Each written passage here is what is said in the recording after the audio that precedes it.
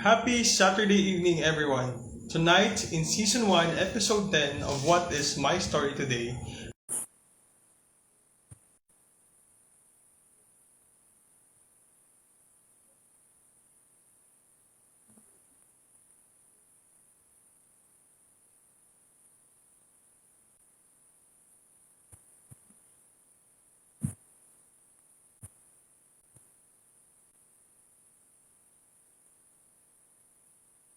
There.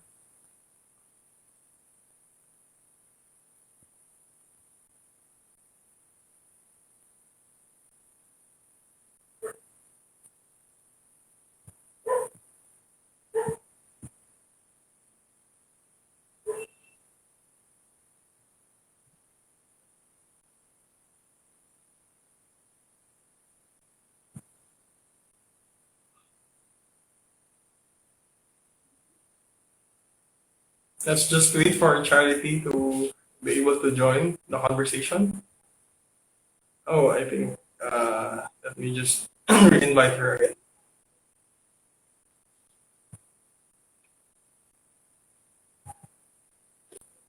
Hi. Hello, hello. Mayong Sir. gabi. Bacolod? Thank you. I think it's a big factor sa phone because I changed my phone. It's better but medyo laggy siya but okay na. Okay, sure. Let me know lang if I need to repeat the question if ever you didn't hear it clearly or if I'm not audible so that we can Yep. repeat the question. Anyway, first of all, Cha, even though it's kind of formal, no, we don't talk like this in person, but I would like to thank you for the opportunity to have you in this episode to talk about how do you walk in God's path. So you were joking last time, no, will you be able to answer the questions? But yeah, I prepared questions for you now. And hopefully this will serve as an inspiration as well to other people with regard to our conversation today. So, ayun. Yeah, nagtagalog. Now, first and foremost, redundant. Wait lang. So, I want to ask you, no? So, this is my first question always to my guests. How are you today? Well, I'm doing fine. Kind of busy kasi today or this week it's our last week of enrollment and Okay. I just had my vacation so medyo coping up but I'm good. So how about you? Kamusta ka? Well, I'm also doing good. I'm so excited for today, no? Because I told you to have this conversation end of month, no? During your birthday. Pero I decided to have it earlier so that I won't bug you as well when you celebrate no, your birthday. And yeah, I think we have friends here, no? Watching us right now, listening to our conversation. Anyway, the pre-recorded live will be uploaded naman in the What is My Story Today Facebook page no, for to revisit the conversation. Now, let me go straight to the first question. Are you ready? Let's try. Try me. hindi, hindi ni Los ang hindi ni Los School pero, pero Try let's just me. try, try. Okay, first question, Cha.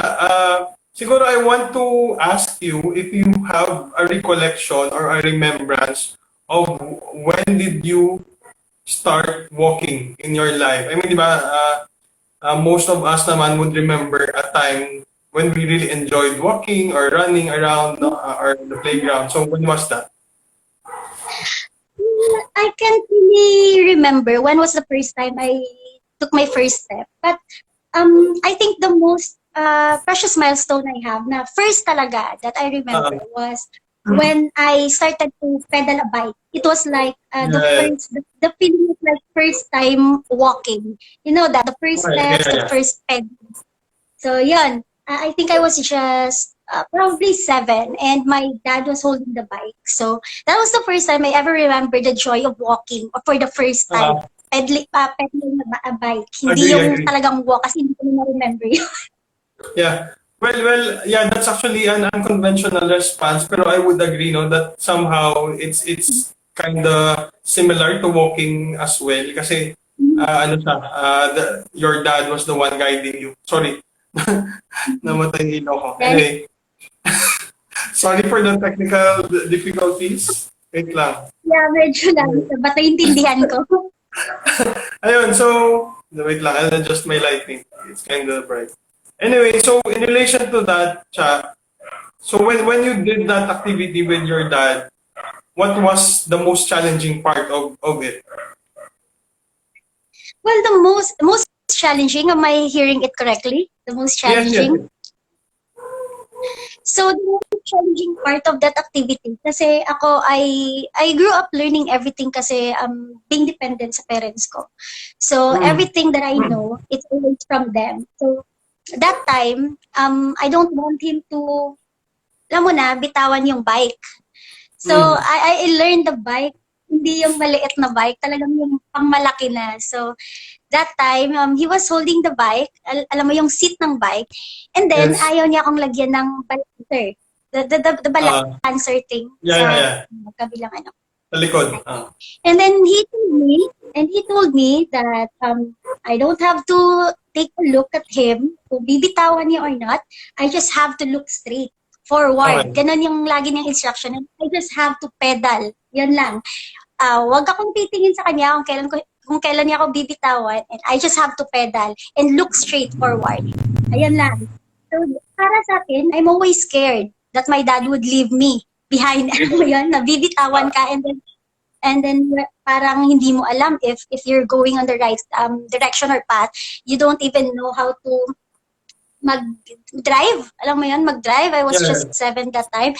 And the part na pinaka-challenging was, I was really scared na pag binitawan niya ako, mahuhulog ako sa bike because yung foot ko, or yung feet ko, hindi siya, hindi siya makastep sa ground kasi nga mataas yung bike.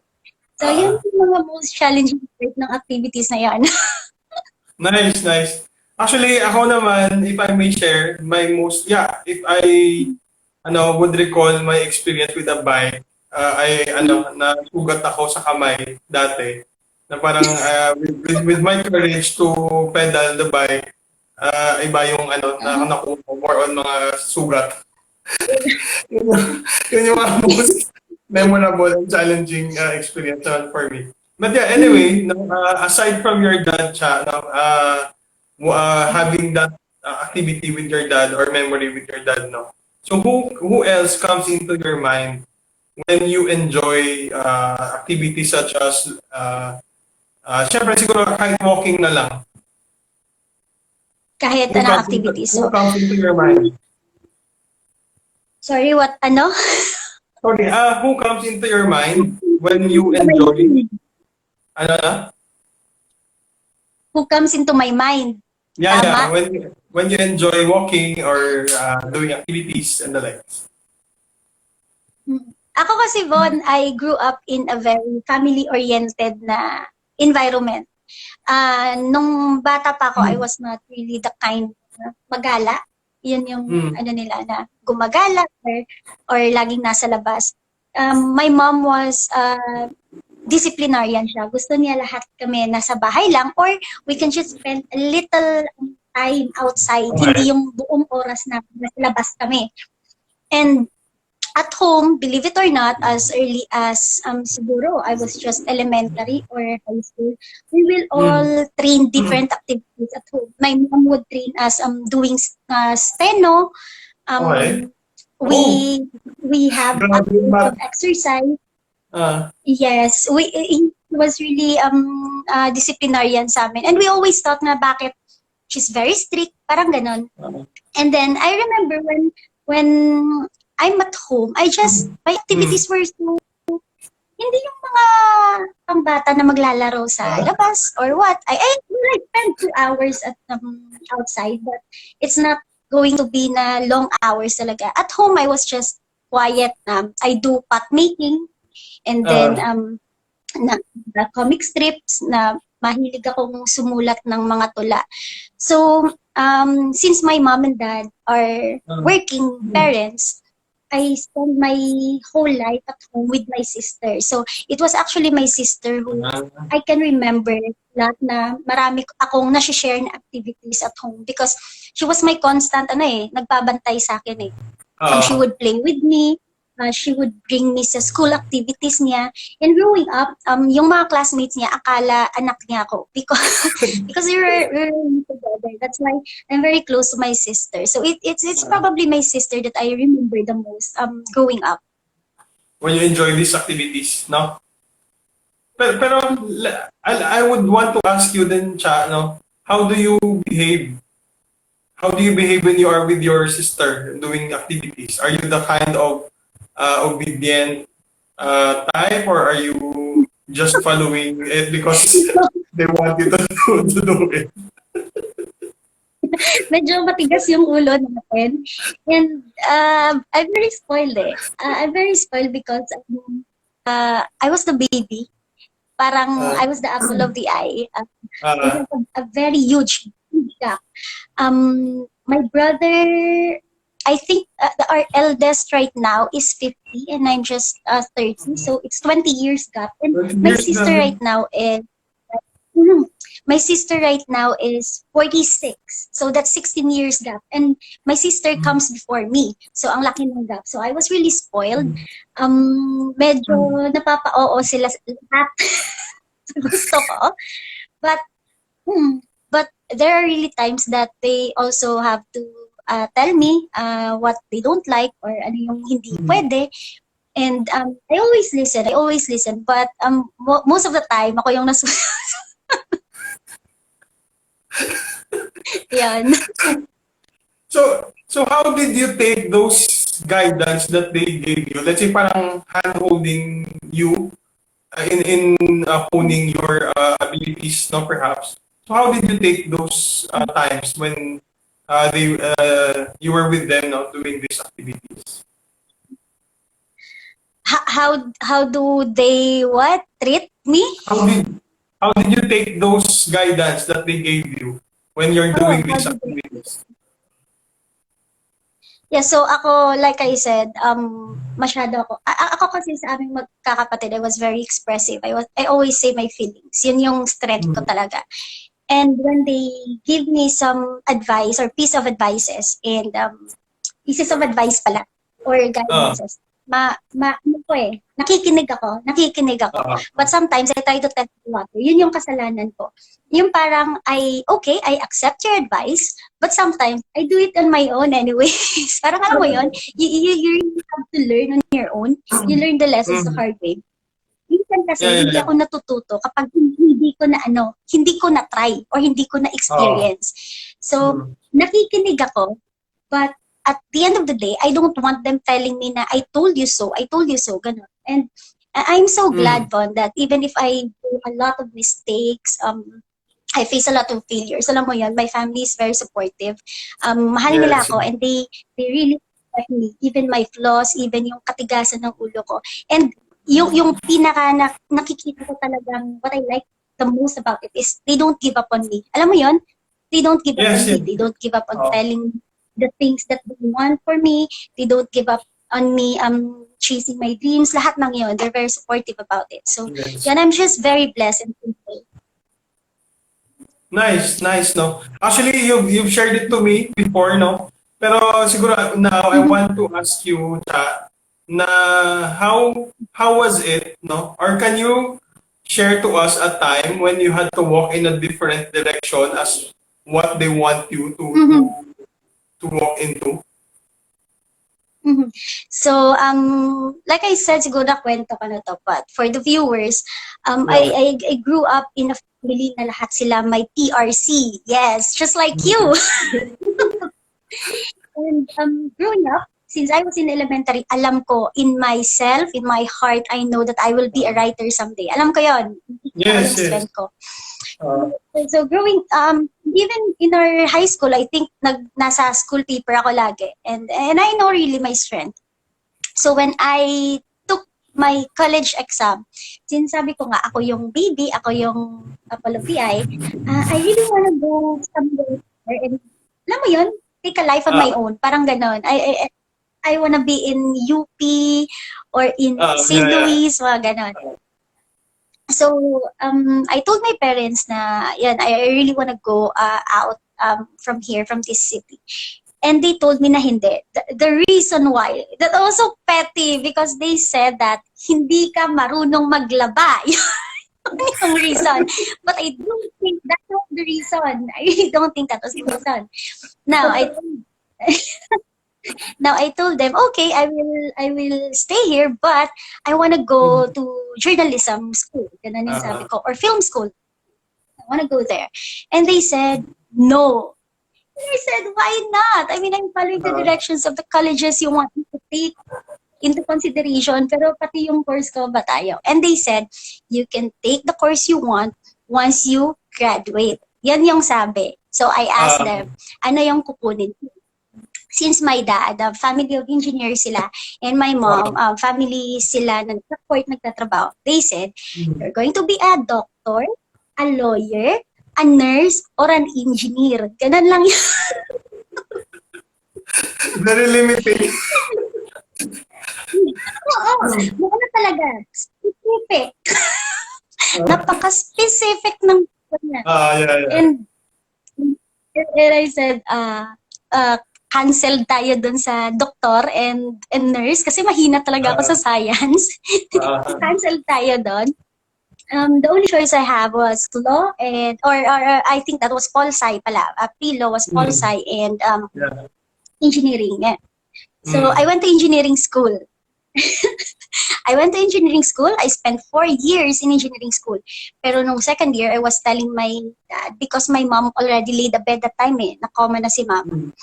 I told my dad that I really don't see myself working as an engineer. Not even in the, alam mo na, yun, in the nearest future, hindi ko nakikita. Even if I pass the board, if I do masters, I don't see myself working.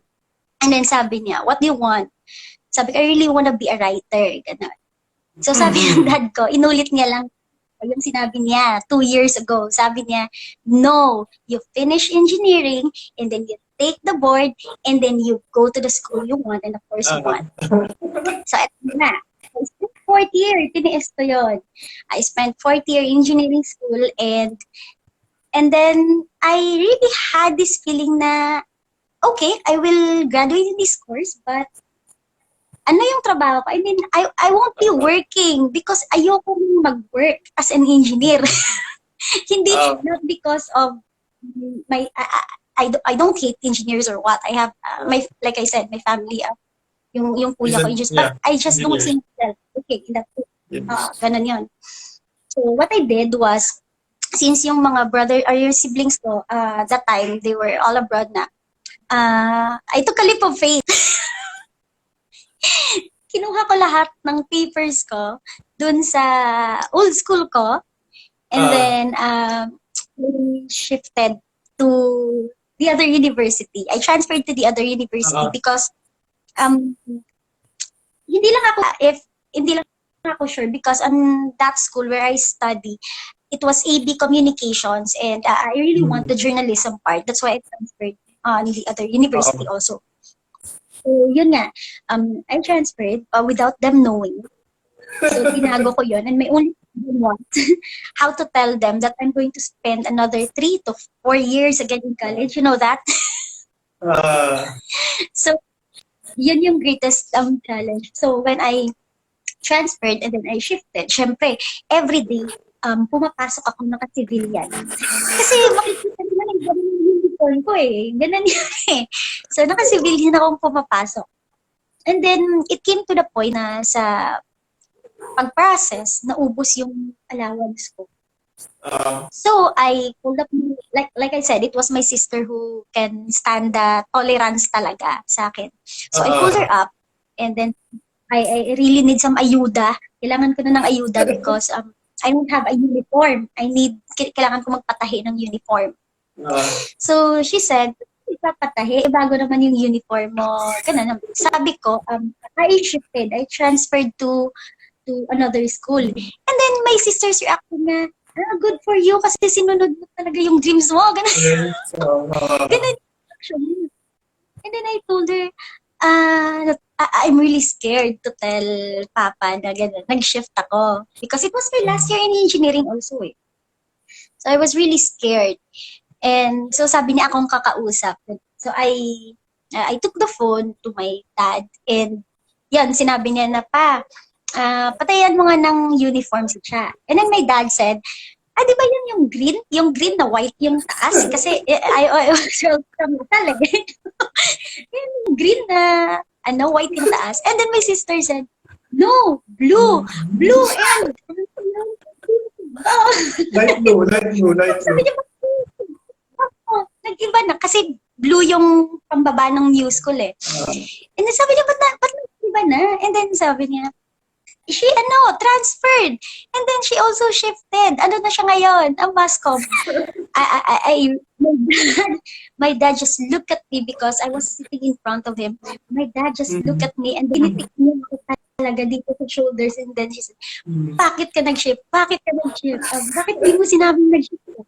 And then, Von, hindi niya ako pinuntan for 3 weeks, even if we're staying in one house. And then, kaming dalawa lang, because my mom was already bedridden, hindi niya ako pinapansin.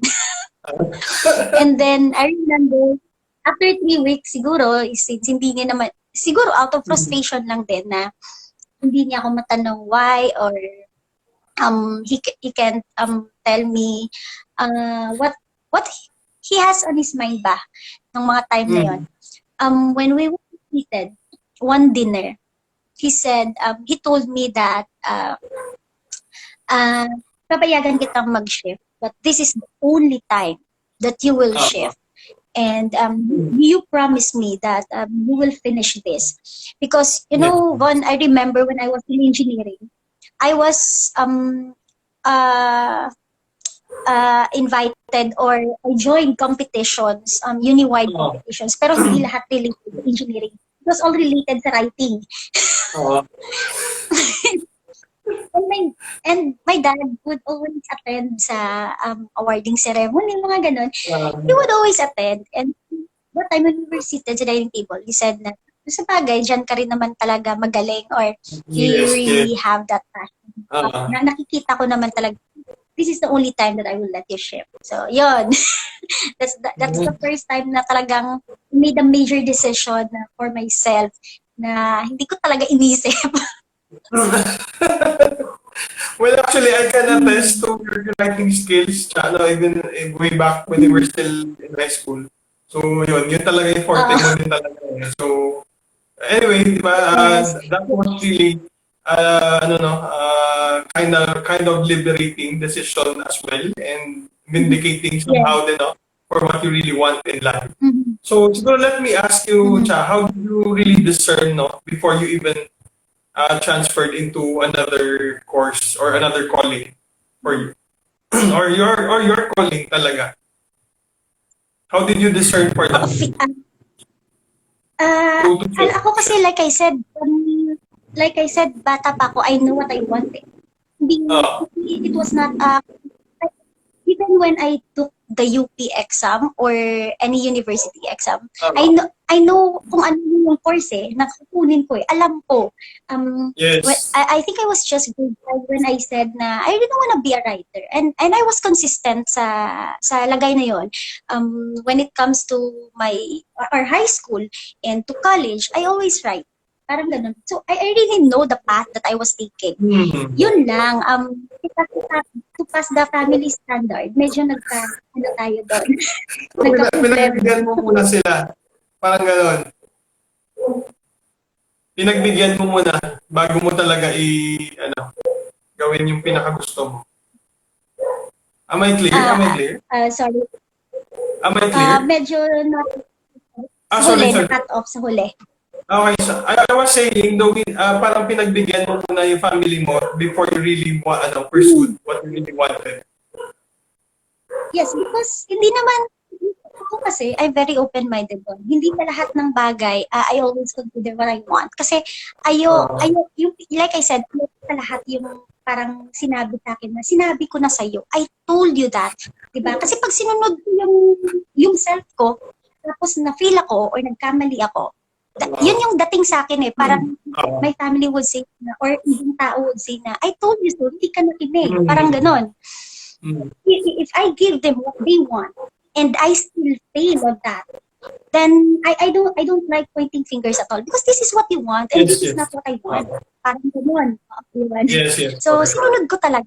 But I really felt like in my heart, magiging unemployed ako for life if I had to take. May ayuda naman daw siya. May ayuda. Joke lang. Now, siguro let us jump start into that field of career that you took after you finishing journalism. Siya. So, di ba, I don't know if I can share it to the to people that you were, can I share it? That you So, previously worked? ano? Okay, I will not tell the station, but I will just give them an intro that you were Mhm. previously part of this huge TV Uh, station, no, as a field reporter, and whatever capacity pa, no. So I remember you told me that you went into a rural area, no. So it was a mountainous area wherein you provided assistance, no, to the people living in that area, no? So then after that you also did a story, di ba, because that was expected of you as well as an output, no. So now siguro I would want to know, with that experience, Cha, that you had, di ba, sabi mo it was really a struggle because you really went into bumpy roads, you walked into slippery muds or paths.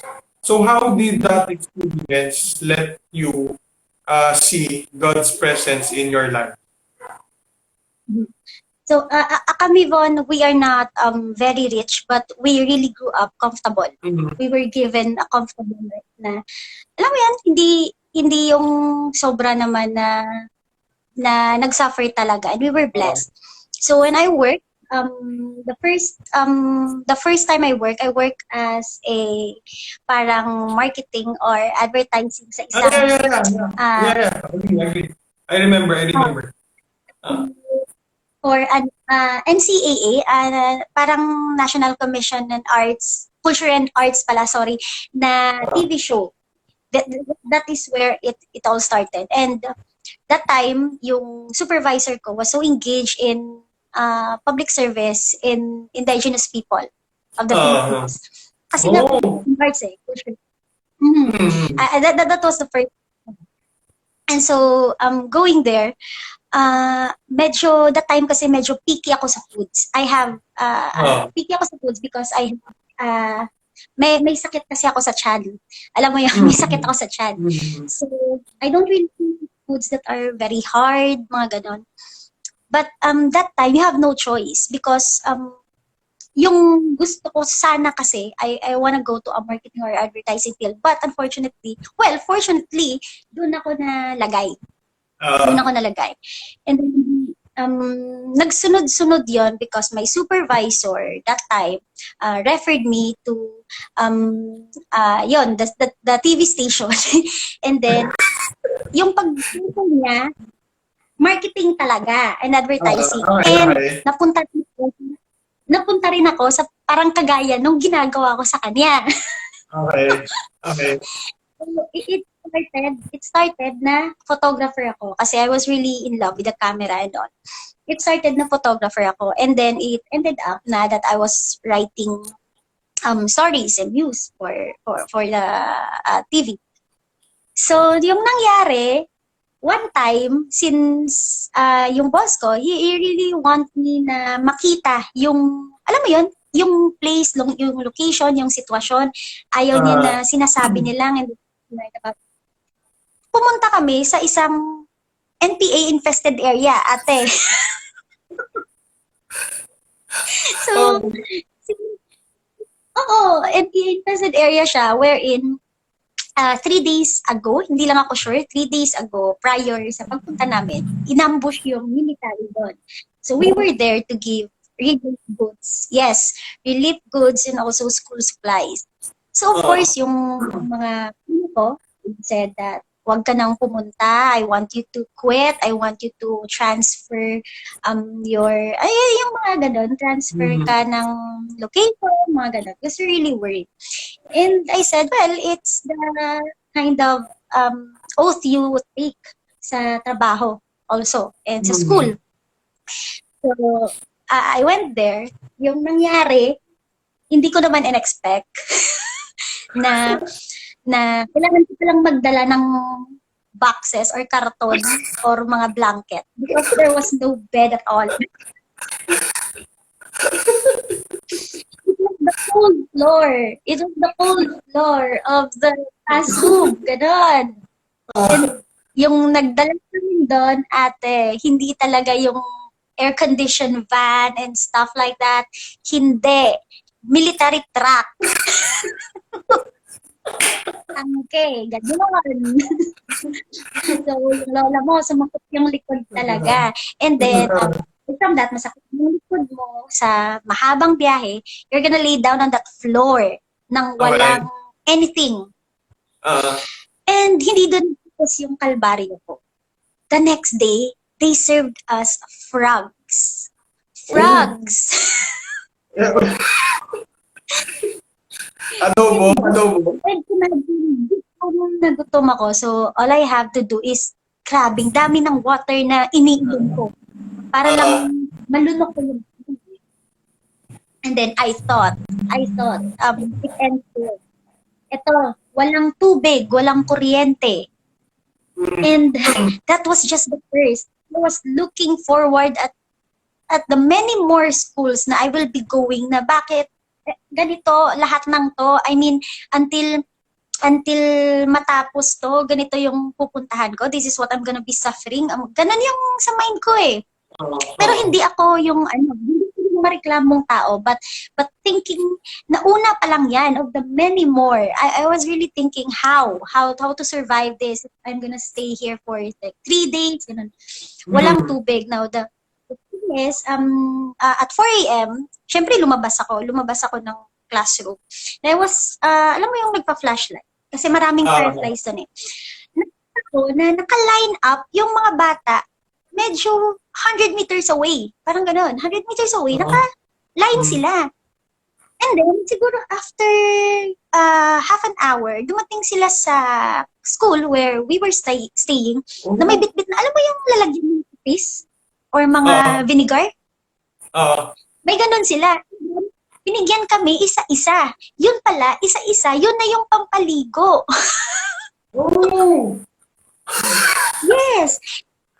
So sabi ko, imagine, nagdala pa ako ng mga towel and sabon. And then, how can you take a bath with that? So I told my boss na wala na bang kukunan ng tubig dito. And he said na, alam mo, 2 hours yung nilakad ng mga bata para makuha yung tubig na yan. Kaya pagkasyahin mo, doon sa 2 araw na andito tayo. And I was really quiet. And then the next day, we gave out the relief goods. I remember one kid told me, because I was serving, I was taking a photo pala sa one of my colleagues na nagsiserve ng spaghetti. And then we told them, if kulang pa, you can go back here. You can go back and take another plate. Alam mo, narinig ko yung bata. Sabi niya, gusto kong kumain ng pansit na red. Pansit na red. It was parang, this is so, parang, yung, alam mo yung realization mo na, you're so damn lucky. Parang ganon. Ang swerte mo that this is not the, well, I think at their innocence kasi hindi nila na-realize what's outside those mountains. Ano mo yun? What's outside. You know, it's very sad that this is one thing that also pushed me to really work hard right now. It's because one of the parents there na in-interview namin said that, di ba sabi ko na NPA infested siya. One parent told us that there was a military who knocked sa door nila to ask for water in the middle of the night. And then they gave him water. And the next day, his husband was killed by the NPA. Ganon yun. Okay. And so we asked them, so, nahuli ba? And then sabi nila, well, hindi na nahuli because we don't know kung sino. And Mm. hindi na kami igagastos for that. And it saddens me na you know, behind Mm. those city lights na meron tayo dito, behind Yes. the crazy world we have, the justice system we have, the issues and the economic, there's a place outside of this Mm. city na who needs a lot of help, who needs a lot of Mm. hand na hindi natin nakikita in the Yes. simplest, alam mo yun, in the simplest forms. So when I was there, I was really experiencing a whole new world, kumbaga. Nakikita ko Mm. na the little things na nirereklamo ko, alam mo yon, were the little joys also of the people na hindi naka-experience yan. Alam mo yon? yung, Yes, yes, yes. yung parang nagrereklamo ka na mabagal yung patak ng tubig. Hello, basiwa. Ganon. Ah, But wala si tubig. walang Alam mo water yun? na ngayon. Walang water. Water. Ayan. Uh, alam mo yun, those are the little joys that they have, that if they have enough water there, kahit mabagal Mm. yung they will gladly accept it. You have to, you complain on the bed na Yes. it's alam mo yan, it has a sound or medyo masisira na, but you can look at people there na walang kama, and that's what I Mm. experienced, the kind of yung para sa atin, we are safe in our home, and sila may takot sila when they go out, when they Yes. even if they do kindness, like I said, even if they do kindness, Mm. like I said, na nagbibigay sila ng water, they'll end up na pinapatay or what. I mean, there's a whole, yeah, that's Yeah. probably one of the realizations I have. And a lot more, ang dami. Mm. Yeah, actually, when you told me that story in person, actually I was really so amazed at how you went through that experience. Kasi 'di ba, sabi mo nga na dulas-dulas ka na sa mga putik, I 'di ba? And I all. even had a broken hip when Yun. when we went there. I broke my hip. I had fever the whole night, but it was really, we really need to work. Walang ano, Mm. yun. So now, Cha, when you went back in the city, no, and then delivered that message to the media, and I mean to the public, at the comfort of your own home, what was your most significant di ba kanina you had realizations, no, that you mentioned earlier. But when you are at home na, no, doing your usual routine, so what was your most significant learning when during that time when God interrupted the usual flow of your direction? You know what, Von, like I said, I was very pampered growing up because I was the youngest. Mm. I was really pampered. I never experienced yung nahirapan talaga or napagod ng Oo. gusto, because my siblings, if not my parents, would do everything for me. Mm. Even the simplest things na pag i-give or Oo. what, they won't let me do it. And dun ko na-experience at work. So when I got back into my bed, there Oo. was a photo of me that I shared in nasa ano yung tank, military tank. Oo. Oo. I told them that the caption was something like, habang ako nagrereklamo na walang signal sa bahay namin, there are Mm. people out Mm. there serving the outskirts. I'm Mm. giving all my part to those people who serve the country, no, to the men in uniform. There are Yes. people out there who cannot contact their family because they're busy Yes. protecting the other families. Ganon yon. Yeah. And while I also complain na nakakatulog ako pero